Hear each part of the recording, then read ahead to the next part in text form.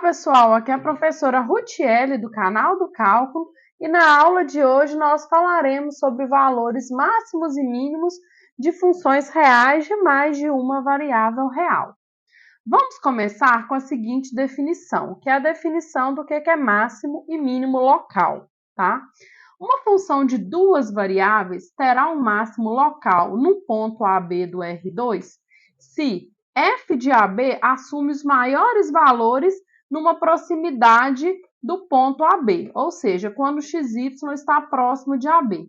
Isso significa que f de XY em todos os valores próximos de AB fica menor ou igual que f de AB. Para todos esses valores XY em alguma bola aberta centrada em AB.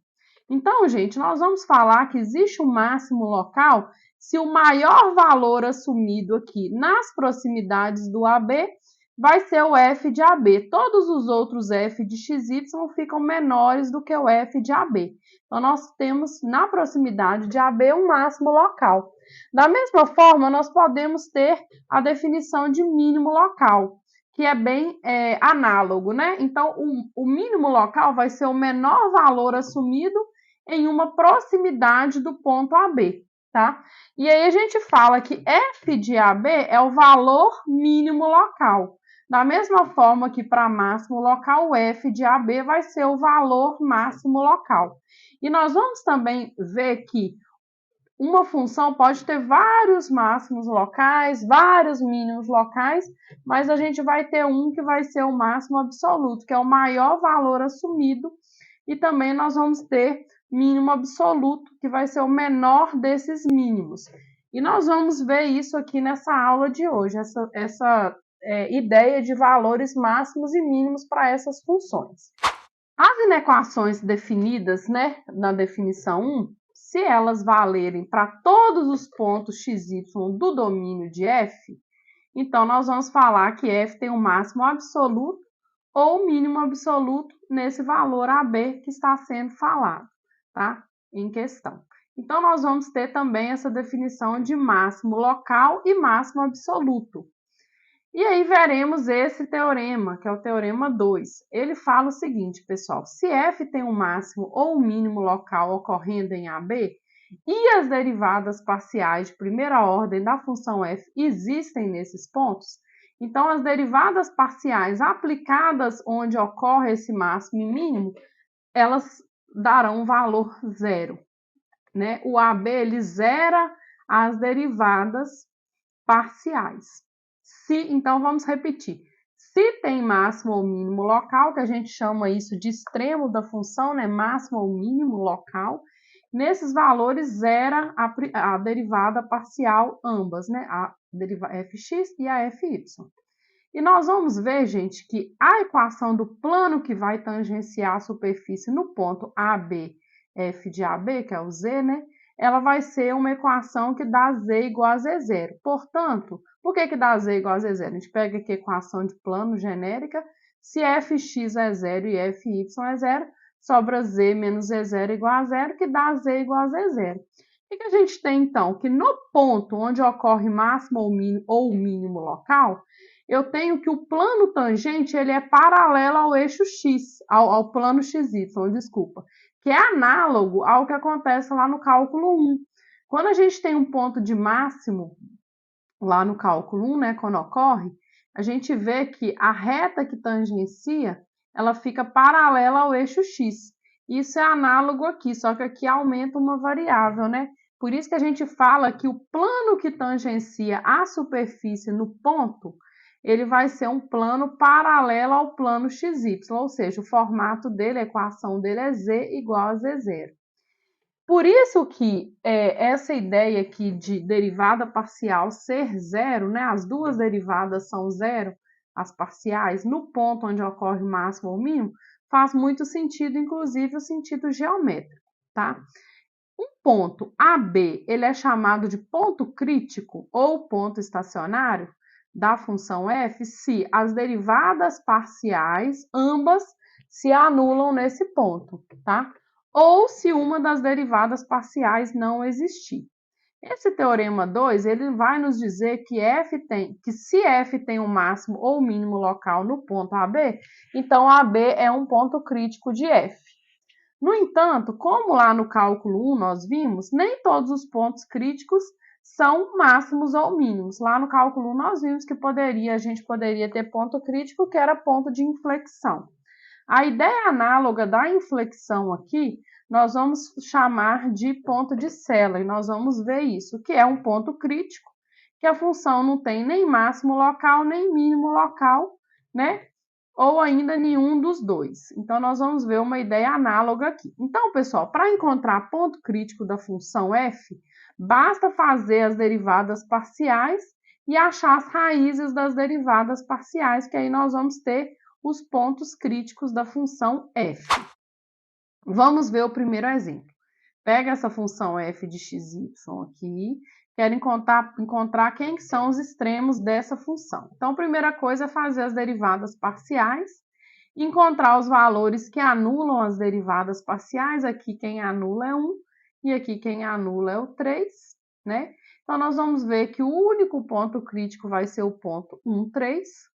Para enxergar o gráfico dessa função aqui, a gente completa quadrado, enxerga que o gráfico dessa função aqui é esse paraboloide elíptico, que de fato no ponto 1, 3 vai ocorrer o mínimo local e que também vai ser o mínimo absoluto dessa função, tá? Então, o mínimo local aqui no ponto 1, 3, 4 do gráfico, ele é um mínimo local e também absoluto. Por que que isso ocorre? X menos 1 ao quadrado é positivo, y menos 3 ao quadrado é positivo. Logo, o mínimo dessa função ocorre aqui no ponto z igual a 4, que é exatamente o ponto gerado por 1 e 3, né? Porque quando eu coloco 1 e 3, aqui zera e dá o z igual a 4. Então, pessoal, nesse ponto aqui, uma ótima observação é que o plano que tangencia a superfície, né, que é o gráfico da função f, ele é um plano que é paralelo. O plano que tangencia a superfície no ponto 1, 3, 4, ele é um plano paralelo ao plano XY, né? Quando a gente desenha aqui o plano tangente, ele fica paralelo ao plano XY. Exemplo 2, determinar os valores extremos dessa função aqui, tá? Primeira coisa, fazer as derivadas parciais, ver que o único ponto crítico é o 0, 0, porque é o único valor, o único ponto que zera as duas. E observar que para pontos sobre o eixo x, nós vamos ter então que y é zero, porque está sobre o eixo x. E aí, quando y é zero, a função fica só menos x quadrado, se x não for zero. Isso aqui vai me dar valores negativos, né, apenas. E sobre o eixo y, nós vamos ter que o x é igual a zero e a função fica só y ao quadrado, que vai me dar só valores positivos. Então, pessoal, qualquer disco aqui, qualquer bola, né, centrada no ponto 0, 0, que é o ponto crítico, ele vai ter valores da função positivos e também valores negativos. Dessa forma, esse f de 0, 0, que vai ser 0, que é só colocar 0 aqui no x e no y, né? F de 0, 0, que é igual a 0, não vai poder ser um valor extremo da função, né? Então, essa função ela não vai ter valor extremo, ou seja, nem máximo nem mínimo, porque os valores extremos são máximos ou mínimos. Nós vamos ver que esse ponto aqui, na verdade, ele é um ponto de Sella. Se a gente for observar que a gente tem direções aqui do gráfico que está dando máximo e temos direções aqui do gráfico que está dando ponto de mínimo. Então, nós vamos ver que esse pontinho aqui, o 0, 0, que é a origem, na verdade, ele é um ponto que a gente chama ponto de Sella, que não é nem máximo nem mínimo, apesar de ser um ponto crítico, tá? E aí a gente vê, depois que desenha esse gráfico aqui, que é um paraboloide hiperbólico, nós observamos também que aqui na origem, o plano tangente à superfície é o próprio plano XY, que é o z igual a zero, né? Então, esse gráfico aqui, ele nos dá uma ideia muito legal do que nós vamos falar aqui no próximo slide, que é o teste da segunda derivada. Esse teste da segunda derivada, pessoal, ele vai nos dar quando que vai ocorrer mínimo, quando que ocorre máximo e quando que não ocorre nem mínimo nem máximo, que a gente chama ponto de Sella, né? Primeira coisa, pessoal, é entender as hipóteses do teste da segunda derivada. A primeira hipótese é que as segundas derivadas parciais sejam contínuas em uma bola aberta centrada no ponto AB. E que esse ponto AB seja ponto crítico, tá vendo? No ponto AB ele zera as duas derivadas parciais. Então, vamos recapitular. A derivada parcial segunda da função f tem que ser contínua nas proximidades do ponto AB e o AB tem que ser ponto crítico. Então, a primeira coisa é encontrar ponto crítico e observar a derivada segunda, as derivadas parciais de segunda ordem da função f. Se cumpre a hipótese, nós vamos definir quem que é D. D aplicado em AB, que é ponto crítico. Vai ser derivada segunda em x aplicada no ponto crítico, derivada segunda em y aplicada no ponto crítico, menos essa derivada mista segunda aplicada no ponto crítico ao quadrado. Esse D aqui, nós podemos observar que eu consigo escrever esse D como determinante de uma matriz composta de derivadas segundas. Eu coloco fxx, fxy, fyx, fyy e vejo que a diagonal principal da fxx, fyy menos a diagonal secundária, já supondo que a hipótese é que as derivadas de segunda ordem parciais são contínuos. Então, fxy é igual a fyx, então eu posso pôr só ele ao quadrado, tá? Então, é muito útil lembrar essa fórmula de D com esse determinante aqui. A gente usa muito, assim, lembrando com o determinante. Então, o teorema do teste da segunda derivada, ele fala o seguinte: se D for positivo, eu tenho dois casos. Eu vou observar fxx aplicada em AB. Se fxx, que é a derivada segunda parcial em x, for positivo, então eu vou ter que f de AB vai ser um mínimo local. Se fxx for negativo, então f de AB vai ser um máximo local. E se o D for negativo, pessoal, f de AB não vai ser nem mínimo nem máximo local, não vai ser um extremo. A observação é que quando C ocorre, a gente chama o AB de ponto de sela, tá? E o gráfico de F vai cruzar o plano tangente em AB. Se D é zero, nada se pode concluir, tá? Então, se D for zero, nós vamos ter que usar outras teorias para concluir se ocorre máximo, mínimo ou ponto de sela, tá? Esse teorema aqui não vai nos assegurar nada sobre o ponto crítico, se o D for zero. E para lembrar a fórmula, é muito útil colocar ele numa matriz e calcular o determinante dessa matriz aqui para lembrar quem que é D. O exemplo 3, nós vamos determinar os valores máximos e mínimos locais e os pontos de sela dessa função aqui, ó. Então, primeiro vamos fazer as derivadas parciais para encontrar ponto crítico. Pega as derivadas parciais igual a zero, porque eu estou querendo encontrar os pontos críticos. Isolo o y nessa, então y fica igual a x ao cubo. Isolo o y em uma, substitui na outra. Quando você coloca o y aqui, y igual a x ao cubo, eu vou gerar x à nona menos x, igual a zero, porque eu estou querendo achar os pontos críticos. Vou fatorar esse polinômio, ó, x oitava menos 1, x oitava menos 1 é x à quarta menos 1, x à quarta mais 1, x à quarta menos 1 é x quadrado menos 1, x quadrado mais 1, e aí eu consigo achar três valores que zeram a essa linha. Ó. Aqui ninguém zera em R, aqui também não, mas aqui x igual a zero, x é igual a mais ou menos 1, então eu vou ter três raízes reais x. Então eu vou gerar três pontos críticos, que eu vou substituir aqui, ó, quando x for 0, o y dá 0, quando x for 1, o y dá 1, quando x for menos 1, o y dá menos 1. Então, eu gerei três pontos críticos. O que eu vou fazer agora? Eu já tenho os três pontos críticos, eu vou calcular as derivadas de segunda ordem.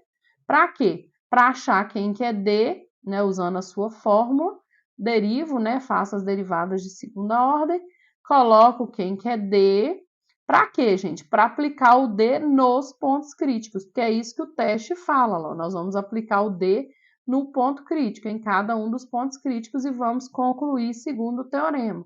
Então, vamos pegar o D e vamos aplicar no 0, 0. Quando a gente aplica 0, 0, dá menos 16, que é negativo.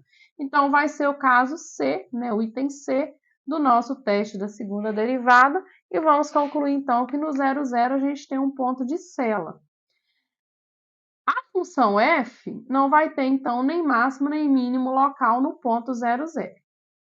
O d de 1, 1 está dando 128 e fxx de 1, 1 está dando 12, que é positivo.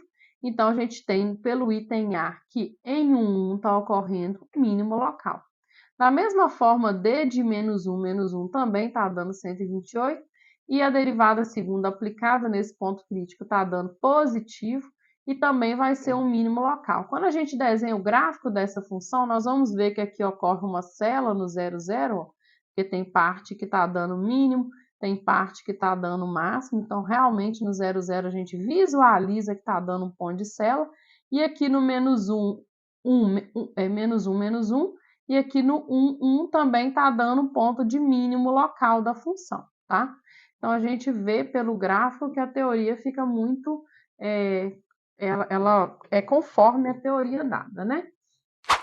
O exemplo 4 pede para determinar e classificar os pontos críticos da função, ou seja, ponto crítico é máximo, ponto crítico é mínimo, é ponto de célula, e também pediu para encontrar o ponto mais alto do gráfico, ou seja, ele quer o máximo global ou absoluto. Então, a primeira coisa é fazer as derivadas parciais e encontrar ponto crítico. Nós vamos, então, igualar a zero as derivadas parciais. Quando a gente vê essa derivada x aqui, eu vejo que eu posso pôr 2x em evidência, e aí eu vou copiar isso aqui no próximo slide para a gente mexer com essas duas equações, a 4 e a 5. Primeiro, observando a equação 4, eu vejo que eu tenho um produto de duas coisas dando zero. Pela lei do anulamento do produto, ou a primeira parte é zero, ou a segunda parte é zero, tá? É um ou. Se a primeira parte for zero, pessoal, e a gente substituir ela aqui na equação 5, eu vou ter menos 4y menos 4y ao cubo. Eu posso pôr menos 4y em evidência e ver que deu menos 4y vezes alguma coisa maior que 1, dando zero. Só pode ser o y igual a zero para dar zero, né? Porque aqui nunca vai dar zero, então o y tem que ser zero. Dessa forma, eu gero o primeiro ponto crítico, que é o 0, 0. X é igual a zero, y é igual a zero, primeiro ponto crítico, 0, 0. Então, já fiz essa primeira parte. Agora, se essa segunda parte aqui for zero, o que a gente faz, então? A gente pega, isola o x ao quadrado nessa segunda parte e divide todo mundo por 2 e obtém a equação 6.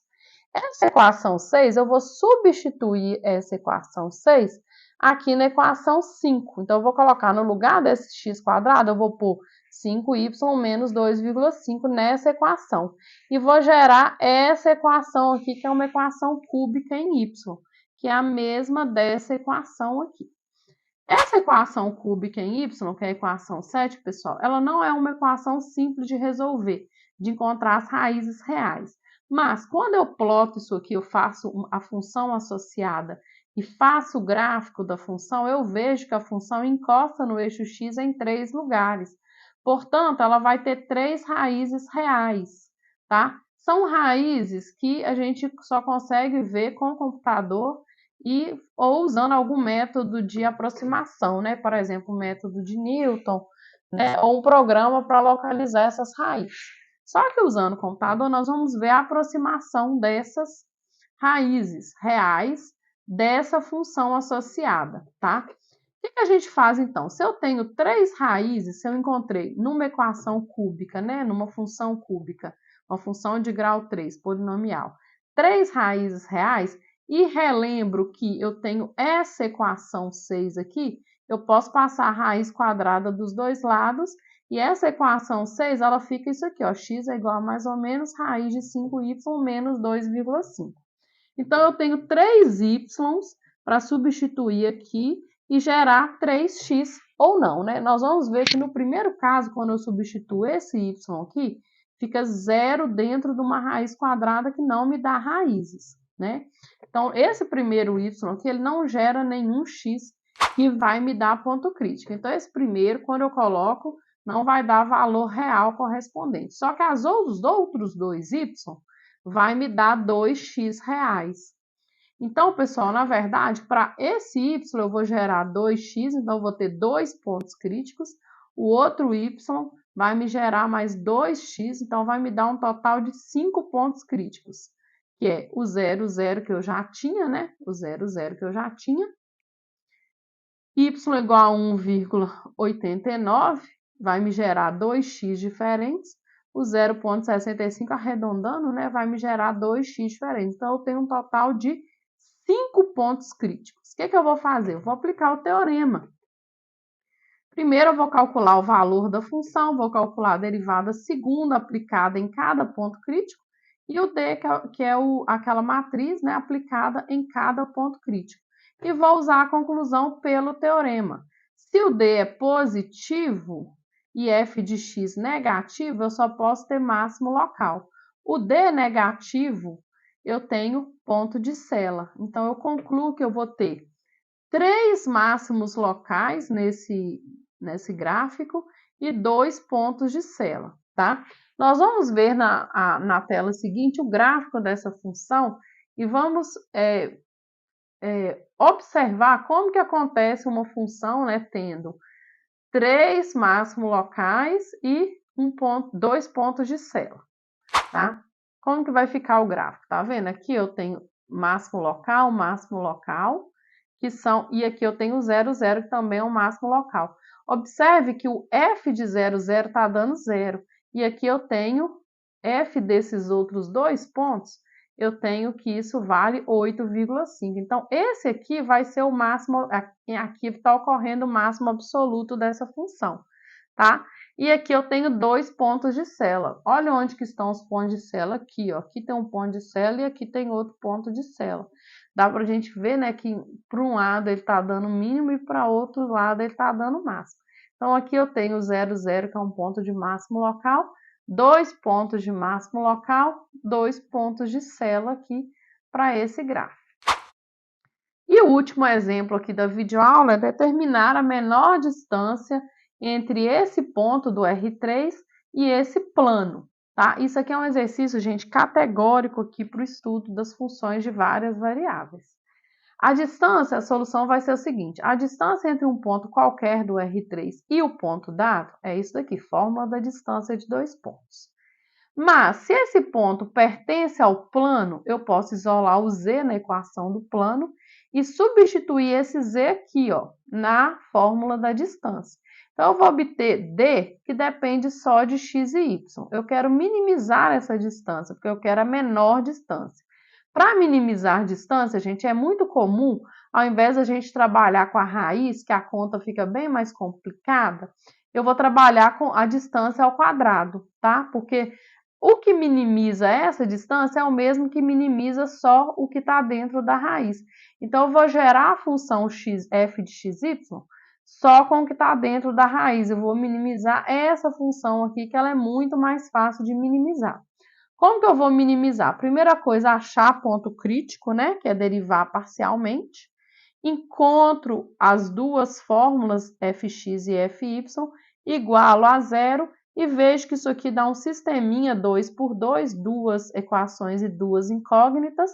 Isolo x em uma, substituo na outra, ou faço qualquer processo que resolve sisteminha 2 por 2 linear. Encontro, que vai dar um único ponto crítico, né? Encontro quem que é ele, que é o 11 sextos e 5 terços. Faço as derivadas segundas, porque é simples de fazer. Acho quem é D, né? O D está aqui. Aplico o D no ponto crítico. Vejo que aqui nem precisa ser no ponto crítico para todo mundo, porque deu constante, né? Vai dar 24, então D positivo. E derivada segunda em x positivo. O teste da segunda derivada vai garantir que esse ponto crítico é um mínimo local. Então, de fato, ele minimiza a distância, que é a função d que a gente queria. Intuitivamente, pessoal, nós podemos ver que esse mínimo local é, na verdade, também um mínimo absoluto, porque nós vamos precisar ter um ponto no plano que foi dado que esteja mais próximo do ponto dado, né? Então, esse valor x e esse valor y, quando eu coloco na distância, né, não na distância ao quadrado, eu calculo a real distância, que é a menor distância entre o ponto dado e o plano dado, que vai ser 5 sextos de raiz de 6. E com isso a gente encerra aqui essa videoaula. Espero que vocês tenham gostado. Até a próxima. Tchau!